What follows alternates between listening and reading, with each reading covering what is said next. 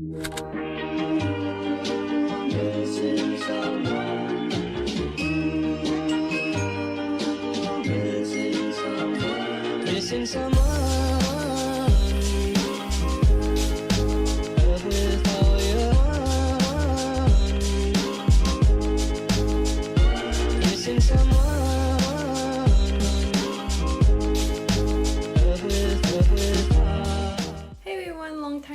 Today I'll just be showing you how to make this long puff sleeve crop top, and I'll just be showing you how to make the sleeves, the bodice, and how to assemble everything together in the end. And I actually followed another YouTuber for this tutorial. Her name is Olipop DIY, so make sure to go check her video out in the description box below and to follow her.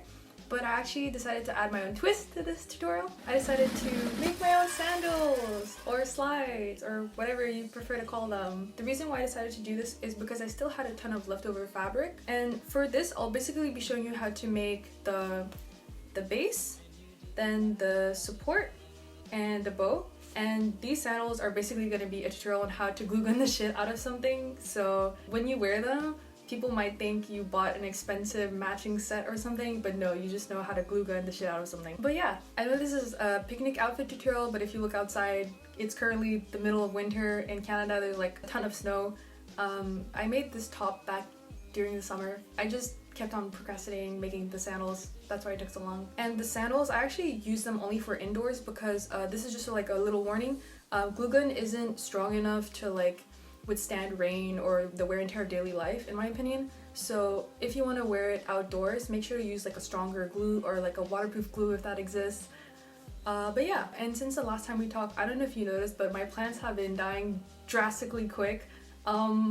I don't know what to do at this point. I'm like completely at a loss. This plant, it used to be like a bush and now it's just like a couple of leaves. It's literally at the cusp of dying. I'm a horrible plant mom, in case you didn't notice. Oh yeah, and while I was making this top, we actually found a mouse inside the house and we trapped it and let it go because this is a Buddhist household. We do not want to kill any sentient beings. But it was super cute. It had like huge eyes and huge ears. That was just a little slice of life while making this top. But yeah, if you're interested in learning how to make this top and matching sandals, then keep watching. So before we start making the top, this is how you should organize your fabric. So the top rectangle will be our bodice, and the width of the bodice should be your desired upper body length plus around 15 centimeters. To measure my desired upper body length, I simply measured the top of my bra until my belly button to make it more of a crop top, but you can make it longer if you want. Then the length of our bodice should be your chest circumference times 1.5. Mine was 130.5 centimeters in total. Then our two bottom rectangles will be our sleeves. The width of the sleeve represents the puffiness, so you can add more centimeters to make it puffier if you want. And the length of your sleeve should be your arm length plus around 20 centimeters. I measured my arm from the top of my shoulders until my wrist, and my sleeve length equals 79 centimeters in total. Our leftover fabric we'll be using for our sandals, so make sure to not throw that away. Step 1. Making the sleeves. Cut out two rectangles that we'll be using as our sleeves. The width of the rectangle represents the puffiness. Here I chose 50 centimeters, and the length of the rectangle should be your arm length plus around 20 centimeters. Mine was 79 centimeters in total. And do a double fold hem on the bottom. To make things easier, I simply ironed the ends first, pinned it down, and don't forget to fold the edges twice before you sew them. Then make marks 5 centimeters away from the hemmed edge. Then pinch the two sides you just marked and fold the fabric over itself. Using a 7mm wide elastic, we'll be creating a tunnel for the elastic at the bottom end that measures approximately 1.5 to 2 centimeters wide. And we're working on the wrong side of the fabric right now.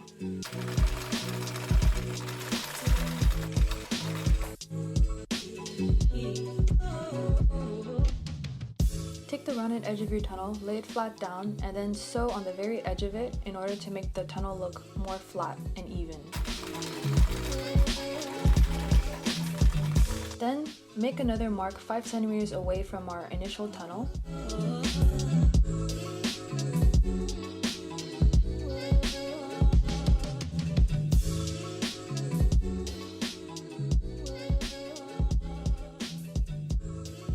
Pinch the two sides we just marked and fold the fabric over itself. And and repeat the same process. Create another tunnel for a second elastic that measures 1.5 to 2 centimeters wide.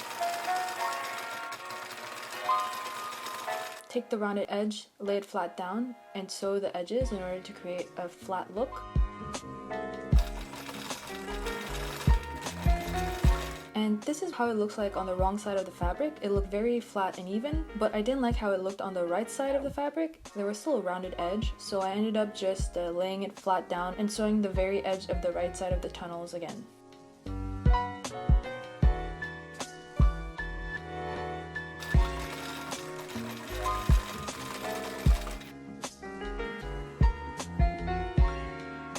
Then grab an elastic and measure it around your wrist and elbow, but make sure it's not too tight around your elbow because that's where we'll be putting our sleeve up to create that puffy effect. Cut 4 9 inches long elastics. Then using a bodkin, you can just use a simple safety pin for this step. I'm attaching it to one end of an elastic and going to insert it through our tunnels. Pin down the elastic on one side, then bring it all the way out through the other side of the tunnel. Repeat this step for the second tunnel. Then bring the ends of the two elastics together and do a couple of zigzag stitches back and forth to secure the elastics together. Repeat the same process for the other tunnel as well.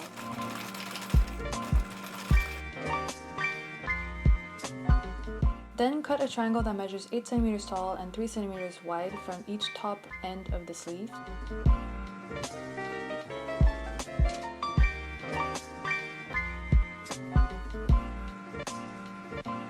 And sew the two sides of the sleeves shut with a straight stitch, but don't sew the diagonal end at the beginning.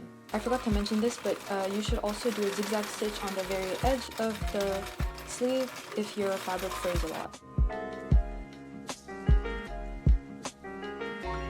Make sure you're sewing on the wrong side of the fabric, so like this, when you turn your sleeve inside out, we won't be able to see the seams. Step 2, making the bodice. Take our bodice rectangle and cut it in half. The measures for this rectangle are at the beginning of the video. Then place the two rectangles on top of each other and cut out two triangles that measure 8 by 3 centimeters on the two top corners. Then attach the two bodice pieces together with a straight stitch on each side and a zigzag stitch on the edges to prevent fraying, and make sure to not sew the diagonal edges on top.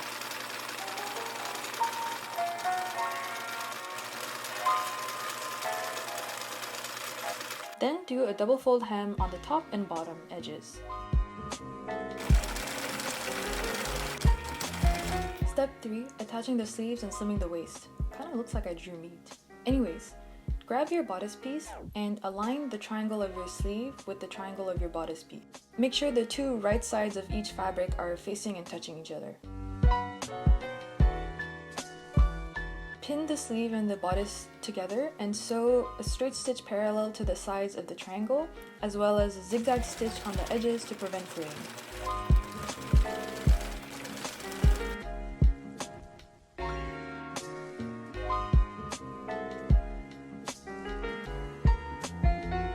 Now that our sleeves and bodice are attached together, we'll be creating a single long giant tunnel for an elastic that will go through each sleeve and the bodice.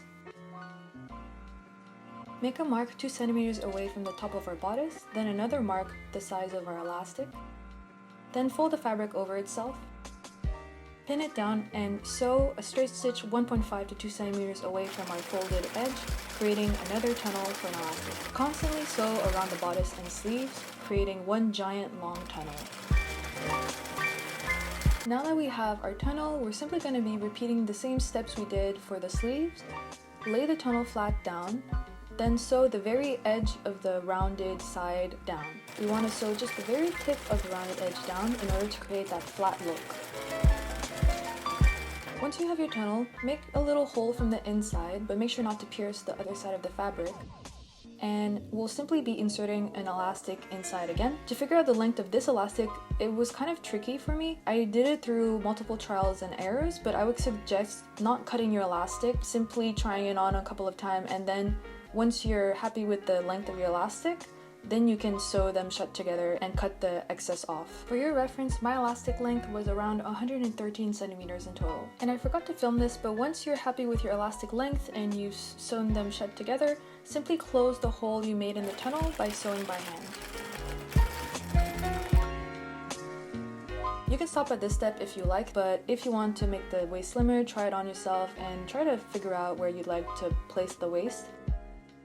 For me, between my neckline and waist, there was 18 centimeters, between the two tunnels, 5 centimeters, and my top elastic measured 74 centimeters, my bottom one measured 59 centimeters. This will vary according to your waist size. Here, I'm just repeating again the same process as we did for the top tunnel. I'm marking 18 centimeters away from the top. I'm making another mark large enough for a tunnel. Then I'm folding the fabric over itself and I'm going to sew 1.5 to 2 centimeters away from the edge in order to create our tunnel.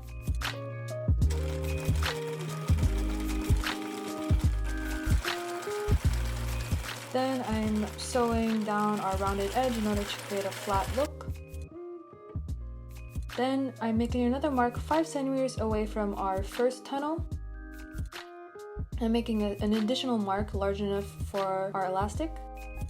I'm folding the fabric over itself and I'm going to sew the tunnel for our elastic. I'm sewing once again 1.5 centimeters to 2 centimeters away from the edge. Then I'm sewing the rounded edge flat down again.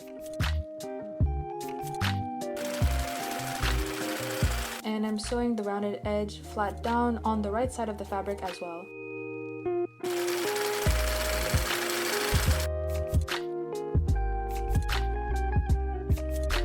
I'm making 2 holes on the wrong side of the fabric in order to be able to insert our elastics later.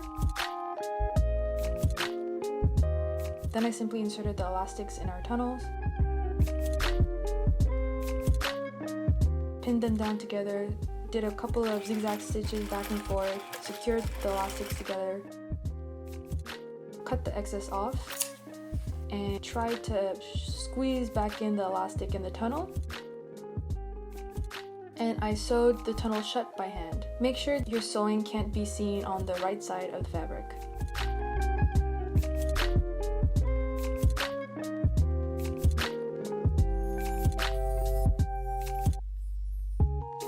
Step 1 of the sandals, making the base. You will need a hell of a lot of juiced twine. I bought 36 meters and ended up using almost all of it. Grab 3 long strands and tie them together with a knot. Then just start braiding. You're gonna need a braid. Trust me on this one. It'll be long and painful, but very much worth it at the end. Then grab a pair of old flip-flops that you don't mind destroying. Remove the top string things, flimsy support thing, whatever you call it. Then grab a glue gun. Cut the end of your braid and stick it to your flip-flop base.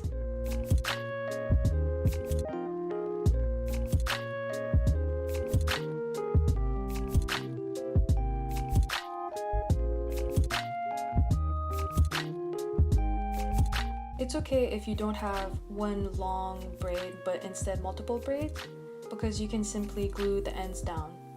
Cut off any excess hairs, whatever you call it. Step 2, making the support. I used as a reference these really cute sandals I got back in Nepal. I simply measured the length and the width of the support. Mine ended up being 17 by 6.5 centimeters. I cut out multiple layers of linen fabric and I simply glued them all together. I think at least 4 layers, but you can use any material as long as it's stiff enough.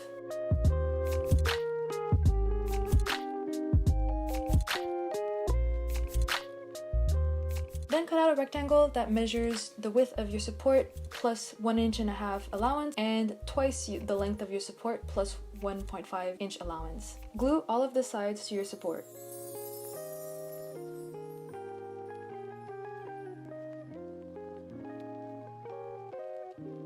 You can cut any excess fabric if you have too much.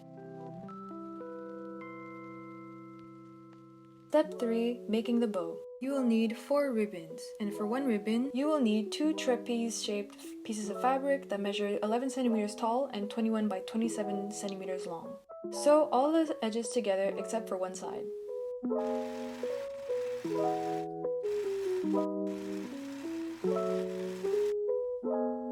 Then turn it inside out.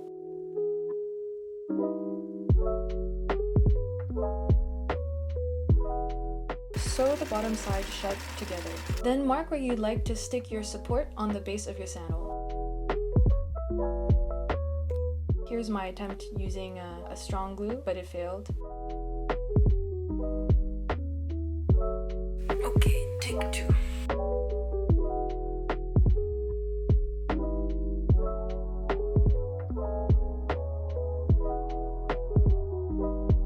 Glue 1 ribbon on one side of your sandal.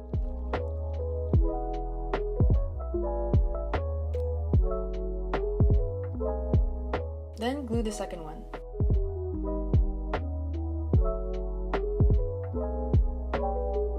Then simply tie a double knot.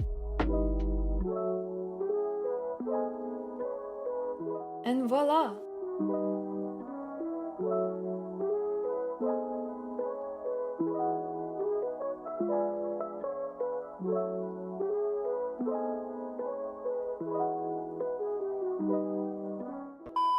And here's the little mouse I was talking about. Look at that cutie.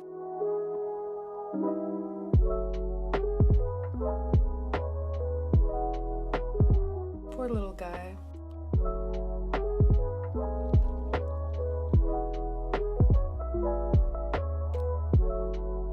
And here's my boyfriend just freeing the mouse.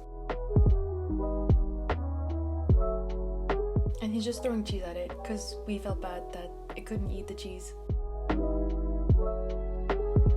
Thank you so much, guys, and see you in my next video.